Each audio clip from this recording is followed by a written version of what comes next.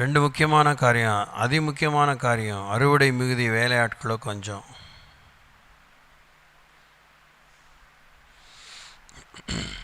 அறுவடைக்காக எஜமானை நோக்கி வேலையாட்கள் எழுப்பி தாங்கன்னு கேட்கணும். என்ன வேலையாளாக எடுத்து பாவீங்கன்னு சொல்ல தயங்கக்கூடாது. செய்ய மாட்டேன்னு அழுத்தமாக இருந்தால் எந்த அளவுக்கு நீங்கள் தேவனோட போராடுவீங்கன்னா உங்களுக்கு பதிலாக இன்னொருத்தனை தேவனை எழுப்பணும், இன்னொருத்தைய தேவனை எழுப்பணும். இல்லை, நான் இங்கே விளையாட்டுக்கெலாம் இப்போ பேசலை. இப்போ இருக்கிற நேரத்தை கருதி I'm just giving you the crux of the matter. மோசையானா என்ன கொம்பனா? அதெல்லாம் முடியாது. ரொம்ப நீட்டி நெளிச்சிங்கன்னா ஆரோன்னு எழுப்பிடுவார். ஆரோ இவனுக்கு பதிலாக நான் வாயாக இருக்கேன்னு நினச்சி ஏட்டிக்கு போட்டி அவன் அவனுக்கு சுழுக்கு இருக்குது. கவனிங்க, ஜப்பானடை செஞ்சிட்டோம், உலகத்தையே வளைச்சிட்டோம், வானத்தையே வில்லா வளைச்சிட்டோன்னு இந்த பெருமையில் ஆரம்பிக்காதீங்க. இருக்கிறதுலே ஒழுச, இருக்கிறதுலே நன்றி கேடுள்ள, இதுக்கையிலே கனி இல்லாத பட்டுப்போன மரமாக இருக்கு நான் கதறி நடக்க முடியாத எவ்வளோ சொல்லாதீங்க. பரலோகம் பார்க்குது, பார்த்துக்கோங்க. இதெல்லாம் செஞ்சாதானான்னு கேள்வி கேட்காதீங்க. கனி கொடாத மரமெல்லாம் வெட்டுண்டு அக்கினியிலே போடப்படும். ப்ராபப்ளி இந்த ஒரு முயற்சி தேவனுடைய கண்களிலே கனி கொடுப்பதற்கு ஏதுவான ஒரு விஷயமாக தேவன் பார்க்கலாம். நடக்க முடியாதவங்க எவ்வளோ உங்களுக்கு ஆசீர்வாதம் கொடுத்துருக்காரு. 2 வீலரில் சுற்றுங்க, 4 வீதிக்கு பதிலாக 40 வீதியை சுற்றுங்க.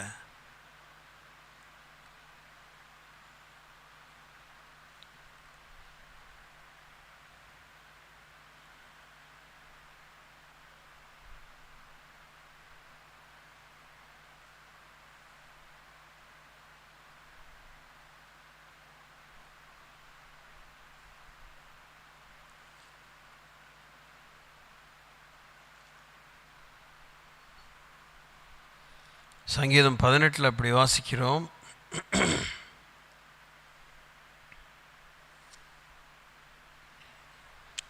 23ஆம் வசனத்திலிருந்து, அவர் முன்பாக நான் மன உண்மையாக இருந்து என் துர்க்குணத்துக்கு என்னை விலக்கி காத்து கொண்டேன். ஆகையால், இந்த ஆகையால் இப்படி இருக்க ஏனெனில் அதெல்லாம் ஒன்றும் முந்தின வசனத்தோடு இணைக்கப்பட்டிருக்கும், இல்லை அது சொன்ன பிற்பாடு அதுக்கு பின்னே ஒரு காரியம் தொடர்ந்து வரும். முன்னையும் பின்னையும் கூட அதனுடைய கனெக்ஷன், அதில் அந்த தாற்பயம், அந்த கருத்து இருக்கும். அதை நம்ம அல்ல தட்டக்கூடாது.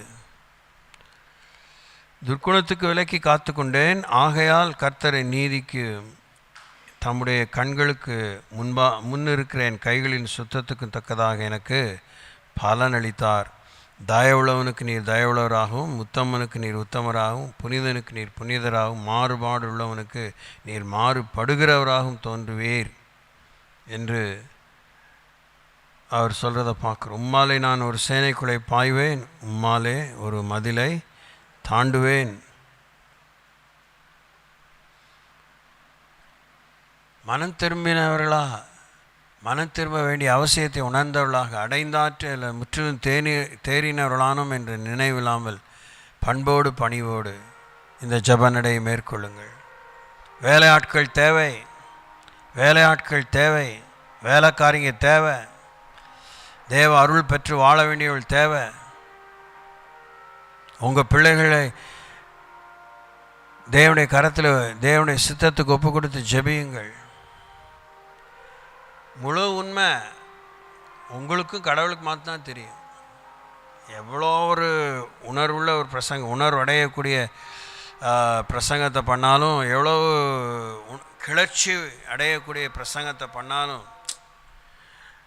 நம்முடைய உண்மை நமக்கும் கர்த்தருக்கு மாத்திரம்தான் தெரியும். நீங்கள் யாரையும் அதுக்கு சப்பக்கட்டாக இழுக்கவே கூடாது. இழுக்கிறதுக்கு வேஸ்ட்டு. சும்மா அடுத்த வில்லங்கத்துக்கு நீங்களே ஒரு வரவேற்பை கொடுக்கிறீர்கள். இன்னொரு வசனம் வாசிப்போம். எந்த ஒரு ஊழியத்தை நாம் செய்வதற்கு முன்னே, எந்த ஒரு சேவையை செய்வதற்கு முன்னே, கடமையை செய்வதற்கு முன்னே ஊழியங்கிற பெரிய வார்த்தையெல்லாம் சொல்லி நம்ம ஏமாற்றிக்க வேண்டாம். ஓகே, 1 சாமுவேல் புத்தகம் 12ஆம் அதிகாரம்.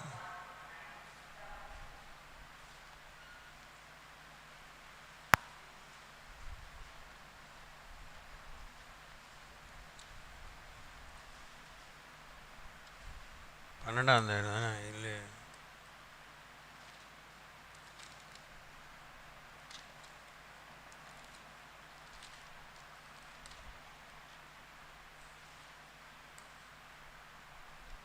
15ஆம் அதிகாரம். The book of 1 Samuel chapter 15, 22ஆம் வசனம். அதற்கு சாமுவேல், கர்த்தருடைய சத்தத்துக்கு கீழ்ப்படுகிறதை பார்க்கிலும் சர்வாங்க தகனங்களும் பலிகளும் கர்த்தருக்கு பிரியமாயிருக்குமோ?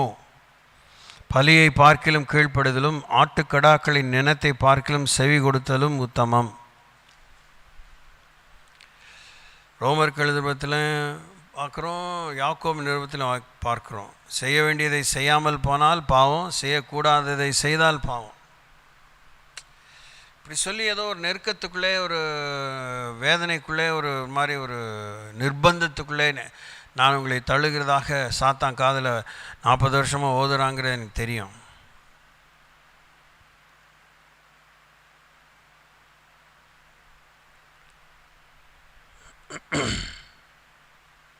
கீழ்ப்படிது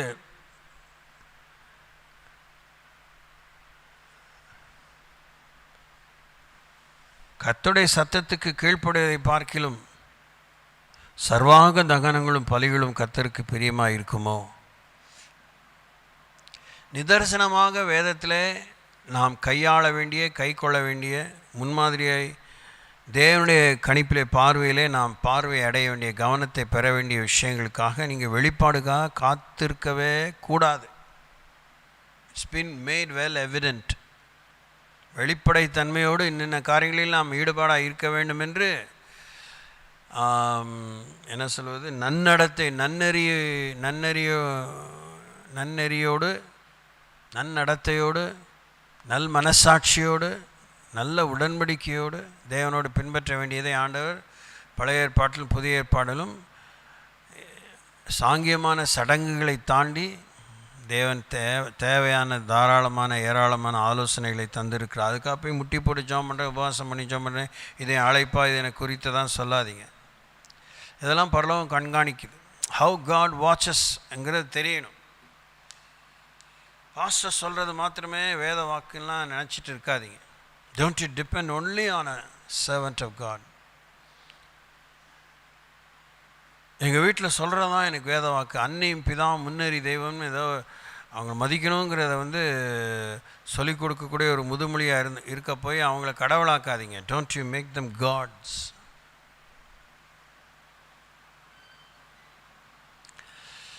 ஸோ ஜப நடை செய்ய வேண்டியது அவசியம். அதுவும் தேவனுடைய ஆலோசனைகளிலே ஒன்று. எல்லைகளை சுதந்திரிப்பதிலே அது இறுதி தரிசனம் அடையக்கூடிய இறுதி இலக்கு. ஆனால் ஜபநடை செய்ய வேண்டும் என்று ஒத்துழைக்க எழும்புறோம் பாருங்கள், அதுதான் முழு கணக்குக்கு வரும். மனசு எப்படி இருக்குது, ரொம்ப வேலை இருக்குது, நான் மனசுலேயே ஜெபம் பண்ணிக்கிறேன், மனசுலேயே இந்த பிள்ளையார் மாதிரி அம்மா அப்பாவை சுற்றிட்டு வந்துடுறேன். அவன் முருகன் ஊரெல்லாம் சுற்றிட்டு வந்தானா, அதுக்குள்ளே அம்மா அப்பாவை சுற்றி எங்கேயே உட்காந்துட்டு போல் இந்த அருவருப்பான இதிகாசங்களையும் புராணங்களையும் பின்பற்றுகிற ஒரு கடவுளை பின்பற்றுகிற பக்தி நிறைந்த தேசத்தில் இந்த மாதிரி ஆண்டோட்ட நக்கல் பண்ணிகிட்டு இருந்தோன்னா உள்ளதும் போச்சு, நொல்லக்கண்ணாக உட்காந்துக்க வேண்டியது தான். சோத்திரம் சொன்னது தான். அதனால் தேவனை தேடும் விஷயத்தில், கர்த்தருக்கு கீழ்ப்படிய வேண்டிய விஷயத்தில், ஒத்துழைக்க வேண்டிய விஷயத்தில் நாம் சிரத்தை காமிக்கணும். We need to take responsibility. God watches all our attitudes first of all. நம்முடைய நோக்கங்கள் தான் செம்ம ஸ்கேனிங்க்கு போயிட்டே இருக்குது. நீங்கள் யார்கிட்டையும் உங்களுக்கே தெரியாதான் நியாயம் கேட்குறதுக்கு அவசியமே இல்லை. என் நோக்கம் நல்லதாக இருக்குது, நீங்கள் வசனத்தை ஒரு சப்பக்கட்டாக நீங்கள் எதையும் வச்சுக்கவே முடியாது. வசனம் இருபுறமும் கருக்குள்ள பட்டயம். டேக் எனி ஸ்கிரிப்சர், எந்த வசனத்தை எடுத்துக்கொண்டாலும் அது இருபுறம் கருக்குள்ள ஒரு பட்டயம். வாசிக்கலாம். எபிரேயர் நிருபம் 4ஆம் அதிகாரம், the book of Hebrews chapter 4 verse 12. தேவனுடைய வார்த்தையானது ஜீவனும் வல்லமையும் உள்ளதாயும் இருபுறமும் கருக்குள்ள எந்த பட்டயத்திலும் கருக்கானதாயும் ஆத்துமாவையும் ஆவியையும் கணுக்களையும் ஊனையும் பிரிக்கத்தக்கதாக உருவ குத்துகிறதாயும் இருதயத்தின் நினைவுகளையும் யோசனைகளையும் வகையறுக்கிறதாய் இருக்கிறது. அவருடைய பார்வைக்கு மறைவான சிருஷ்டி ஒன்றும் இல்லை. சகலமும் அவருடைய கண்களுக்கு முன்பாக நிர்வாணமாயும் வெளியரங்குமாய் இருக்கிறது. அவருக்கே நாம் கணக்கு ஒப்புவிக்க வேண்டும். அவருக்கே நாம் கணக்கு ஒப்புவிக்க வேண்டும். இப்போ இதெல்லாம் வெளிப்படைத்தன்மையோடு தான் உங்களுக்கு சொல்கிறேன். வெளிப்படைத்தன்மையோடு நீங்கள் ஏற்றுக்கணும். இப்போ ஜப நடைக்கு நீங்கள் வர முடியாமல் போயிடுச்சு, வரேன்னு சொல்லி வர முடியாமல் போயிடுச்சு. அதனால் என்ன பெரிய சாவான பாவமா, கொலை குற்றமா? will you lose your salvation? இல்லை, நிச்சயமாக இல்லை. ஆனால் உங்களுக்கு தெரியும் உண்மை. நீங்கள் நியாயம் கற்பிக்க ஒரு விஷயத்தை ஜோடிச்சோ இல்லை இருக்கிறது உள்ளதென்று இல்லதுன்னு சொல்லுங்கள், இதுக்கு மிஞ்சினது தீமையாக இருக்குங்கிற வசனத்துக்கே ஏற்றவனமாய் கூட செய்திருந்தாலும் the attitude is well watched. அப்படிப்பட்ட நெருக்கடியிலும் கூட நாம் விரும்புகிறத நம்ம செய்யத்தான் செய்கிறோம். இல்லை நாம் நிர்பந்திக்கப்படுகிற, நாம் நெருக்கத்துக்குள்ளே தள்ளப்படுகிற அந்த விஷயத்தை நாம் செய்யத்தான் செய்கிறோம்.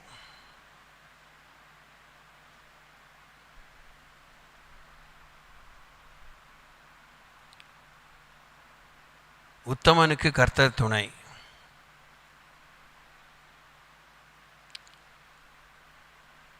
உத்தமம் நம்மை விடுவிக்கும் என்று ஒரு எல்லை மீறி அதை நாம் யோசிக்காமல், உத்தமம் தேவனுடைய கவனத்தை ஈர்க்கும் என்பதை மாத்திரம் யோசிப்பது சால சிறந்தது. Integrity is not our salvation. Our integrity is a catalyst that would attract the mercies of God. தேவனுடைய இரக்கத்தை கவர்ந்து இழுக்கும் ஒரு கிரியா ஊக்கியாக நம்முடைய உத்தமம் கிரியை செய்ய வாய்ப்பு இருக்கிறது. So at any point of time we should not boast. எந்த ஒரு காரியத்திலும் நாம் நிர்மலம் உள்ளவர்களாய் வாழ்ந்தாலும் நம்முடைய நீதியை ஒரு முக்கிய காரியமாக தேவனுக்கு நான் நிறுத்த முடியாது. நம்முடைய நீதியெல்லாம் அழுக்கான கந்தைகள். அவருடைய ரத்தம் தான் நம்மை நீதிமானாக்குகிறது.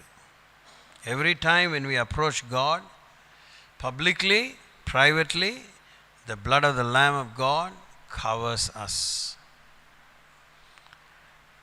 எனக்கு தெரிந்த அனுபவ அறிவிலே அண்மையான காலங்களாக ஒரு 10 years ஈஸி அண்டர் கவருங்கிறது உலகத்தில் நீங்கள் ஏராளமாக கேள்விப்படுறீங்க. எல்லா துறையிலும் எல்லா வயது தரப்பிலும், குறிப்பாக மனித உறவிலே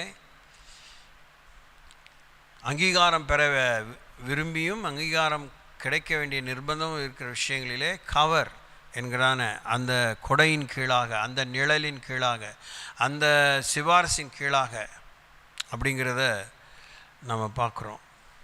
நமக்கு உண்மையாகவே நம்மை மூடி மறைக்கிற தேவனுடைய கருணைக்கு நம்மை ஆயத்தப்படுத்துகிறது கர்த்தருடைய வார்த்தைக்கு கீழ்ப்படுதல் மாத்திரம்தான். Price the Lord. நம்முடைய கீழ்ப்படுதல் தான் நம்முடைய வாழ்க்கையின் பலன். when we will not be happy enough to obey, ஒன்றும் சொல்கிறதுக்கே இல்லை. வசனத்துக்கு கீழ்ப்படியாமல் போகும்போது எந்த ஒரு நன்னடத்தையும், எந்த ஒரு நற்கிரியும், எந்த ஒரு ஒழுக்க சீலமான வாழ்க்கையும் நமக்கு உதவியாகிறாது. ஒழுக்க சீலம் கீழ்ப்படியாமைக்கு இணையானது அல்ல. கீழ்ப்படுதலுக்கு இணையானது அல்ல. கீழ்ப்படுதலை விட்டுவிட்டு நான் ரொம்ப ஒழுக்கமாக இருக்கிறேன், சுத்தபத்தமாக இருக்கிறேன்னு சொல்கிறது கதைக்கு ஆகாது. ரொம்ப ஜாக்கிரதையாக இருங்க. நான் சொன்னது தான், வசனத்தை தான் சொல்லியிருக்கேன், சத்தியத்தை தான் சொல்லியிருக்கேன். தேவனை தேடும் காலத்தை நாம் தேடுகிறதில்லை என்ப பெரிய உண்மை கடவுள் நல்லா தெரியும், ரொம்ப நல்லா தெரியும். நம்ம தேவனை தேடுகிறதில்லை, நாம் தேடுகிறோம் ஆனால் தேடுகிறதில்லை, அந்த மாதிரி குழப்பக்காரங்க பார்த்துக்கோங்க. So he knows decisively days and opportunities, times and seasons that we will not seek God, and he knows also why ever we would seek God. ஏன் தான் சாமி நம்ம தேடுவோம்ங்கிற உண்மை அவருக்கு தெரியும், எப்போ தான் தேடுவோம் அவருக்கு தெரியும், எவ்வளோ தான் தேடுவோம் அப்படின்னு தெரியும், தேடாமல் இருக்கிறதுக்கு என்ன காரணம் சொல்லுவோம் அவருக்கு தெரியும், தேடாமல் இருப்போங்கிறதும் அவருக்கு தெரியும், காரணமே இல்லாமல் தேடாமல் இருப்போங்கிறது அவருக்கு தெரியும். அப்போ இவ்வளோ ஆப்ஷன்ஸ் அவருக்கு நம்ம பற்றி தெரியும்போது, தேடுங்கள் கண்டடைவீர்கள் அப்படிங்கிற ஒரு வாக்குறுதி எப்படி நிறைவேறும்? தேடுகிறவன் எவனும் கண்டடைகிறான் என்கிற அந்த விளைவின் மூலமாக தான் நம்ம தேடி இருக்கோமா இல்லையாங்கிறது வெட்ட வெளிச்சத்துக்கு வரும். ஆமாவா? Price the Lord. தட்டுகிறவன் எவனுக்கும் கதவு திறந்துருந்ததா? ஏற்கனவே கதவு திறந்து இருந்ததுங்கிறது மேட்டரே கிடையாது, அது கேட்குறதுக்கு சமானம் கிடையாது. நீ கேட்டதுனாலே கதவு திறந்தது தான் உனக்குரிய விஷயம். நீ தட்டினதுனாலே திறந்த கதவு, நீ கேட்டதுனாலே பெற்றுக்கொண்ட நன்மை, நீ கேட்டதுனால ஒரு நன்மையை பெற்றிருப்பாய். கேட்கிறவன் எவனும் பெற்றுக்கொள்கிறான். தருவார், இன்னைங்களெல்லாம் இப்படிலாம் சொல்கிறதெல்லாம் இல்லை, பெற்றுக்கொள்கிறோம்.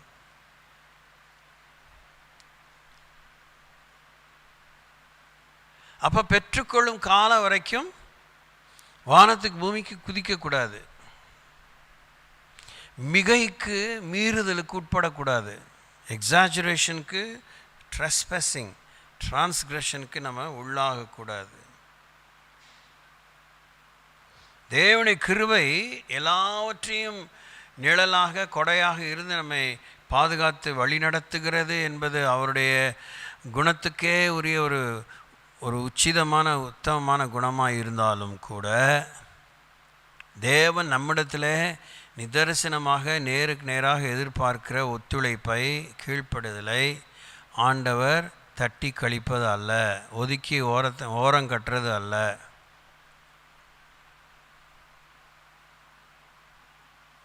இன்னும் ஒரு காரியத்தை, அதே விஷயத்தை இன்னும் தெளிவாக சொல்கிறேன். நாம் செய்ய வேண்டியதை நாம் செய்யாமல், நாம் செய்ய வேண்டியதிலே சம்பந்தப்பட்ட ஒரு அயலான், ஓகே, அந்த அயலான் உண்மையாகவே ஒரு அந்நியனாக இருக்கலாம், மேபி நம்முடைய உடன்பிறப்பாக இருக்கலாம், நம்மோடு இணைந்த நம்முடைய நண்பனாக இருக்கலாம்.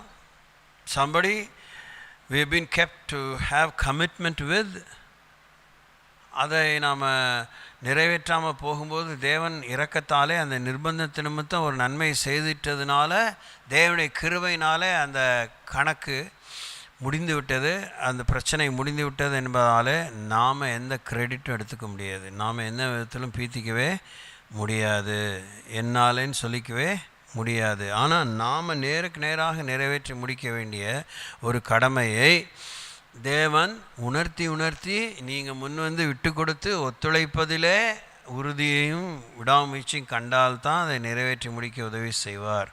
அப்போ தான் அது நம்ம கணக்குக்கு வரும். Price the Lord. இது வரைக்கும் சொன்னதெல்லாம் 2 காதுலையும் விழுந்துச்சா, மண்டையில் ஏறிச்சா, தலையில் ஏறிச்சா? ஏறிச்சா இல்லையா?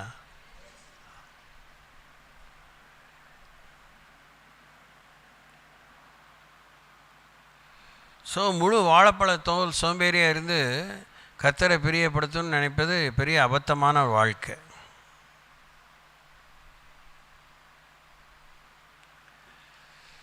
எந்த ஒரு சபை நிர்வாகமும் எந்த ஒரு சபை தலைவனும் ஒரு ரெஜிஸ்டர் வச்சுக்கிட்டு ஜீவ புத்தகத்துக்கு இணையாக, ஞாபக புத்தகத்துக்கு இணையாக, இல்லை அதுக்கு பதிலாக, இணையாகன்னு சொல்கிறத விட அதுக்கு பதிலாக, கிரியைகளின் புத்தகத்துக்கு பதிலாக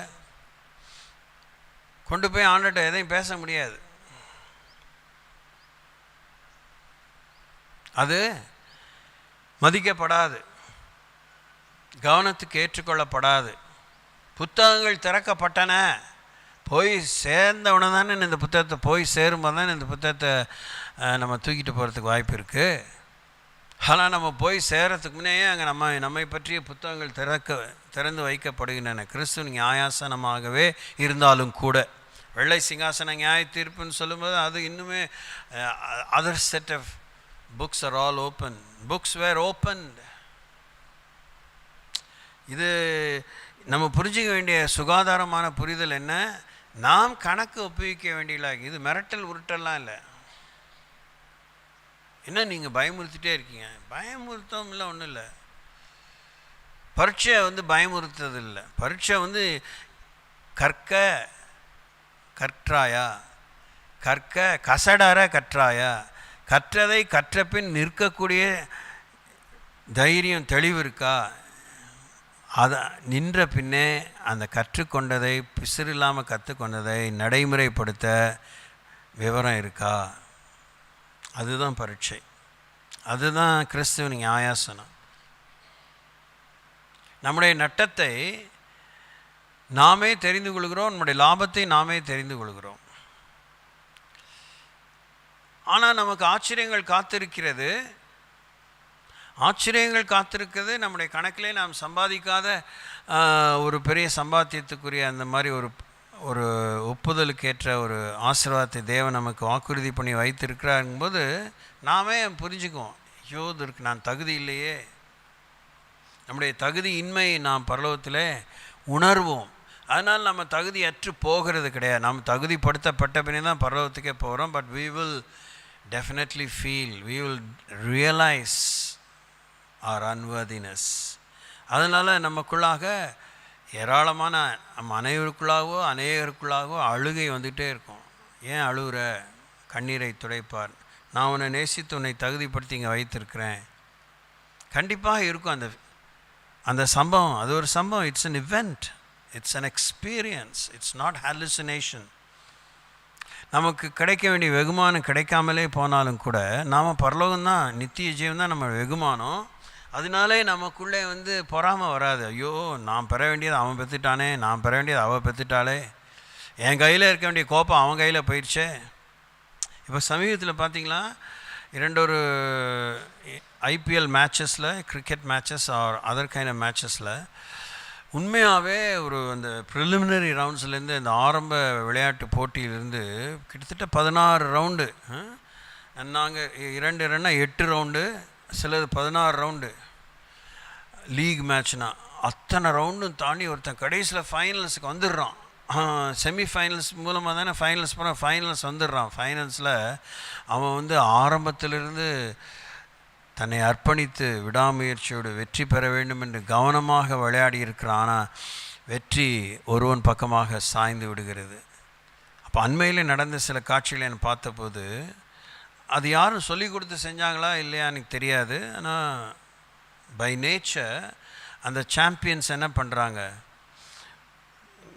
புரோட்டோகால் பிரகாரமாக அவனுக்கு கோப்பையை கொடுக்கும்போது வெற்றியின் கோப்பையை வாங்கிக்கிட்டு வித்தின் மினிட்ஸ் உடனே கொடுக்குறானா இல்லையோ அடுத்த நொடிக்குள்ளே எல்லாருக்கும் காமிச்சிட்டு தன்னுடைய ஆப்போனண்ட் விளையாண்டான் பார்த்தீங்களா, அவன் அந்த கோப்பையை தான் பிடிக்கணும்னு எனக்கு ஆசைச்சு, நீ பிடிச்சிக்கோ, நீ அந்த கோப்பையை பெற்றேங்கிற சந்தோஷம் இருக்கட்டும்.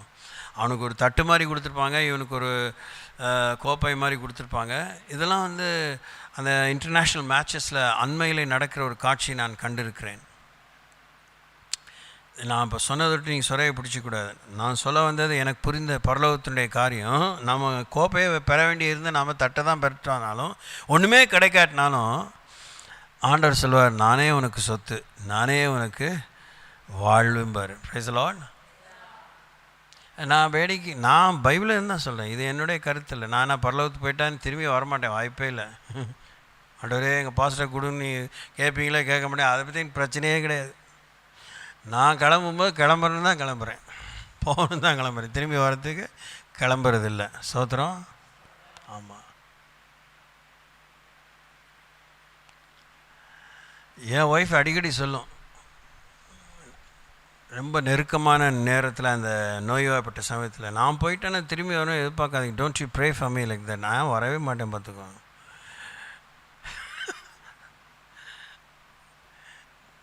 சோத்திரம். இது என்ன, இது வரைக்கும் கிறிஸ்துக்களே வாழ்ந்து மறித்தவங்க யாரும் nobody wanted to come back. கத்தரா ஒரு அசைன்மெண்ட் இருக்குது உனக்கு, முன்னோட்டமாக ஒரு ப்ரிவ்யூ மாதிரி காமிச்சேன், போய் இப்போ இது முடிச்சுட்டு வா அப்படின்னு அன்பாட்னா யாருமே இந்த பூமிக்கு வரதாக ஆசைப்பட்டதே இல்லை. இது ஒரு மெய்யாக நடக்கக்கூடிய இறுதியான நிகழ்வு. இந்த நிகழ்வுக்கு, இந்த பூமிக்குரிய வாழ்க்கை தான், ஒவ்வொரு நொடியும் தான், ஒவ்வொரு ஆட்டோ செகண்ட் தான் நமக்கு ஒத்திகையின் நேரம், ஒத்திகையின் அனுபவம், ஒத்திகையின் சலுகை. இந்த ஒத்திகை பார்க்கும்போது நம்ம சரியாக நம்ம ட்ரெயின் பண்ணி ஆயத்தமாக இல்லைன்னா we are not going to finish our race properly.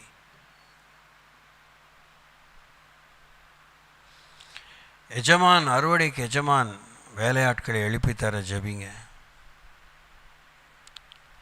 எல்லா வேலையில் அமர்த்தப்பட்ட வேலைக்காரர்களும் வேலையை நேர்த்தியாக செய்கிறதில்ல. எல்லாமே செய்கிறதில்லன்னு சொல்ல முடியாது. ஒரு சிலரை தவிர எல்லாருமே வேலை செய்வதில் சலக்கரணை காண்பிக்கிறார்கள்.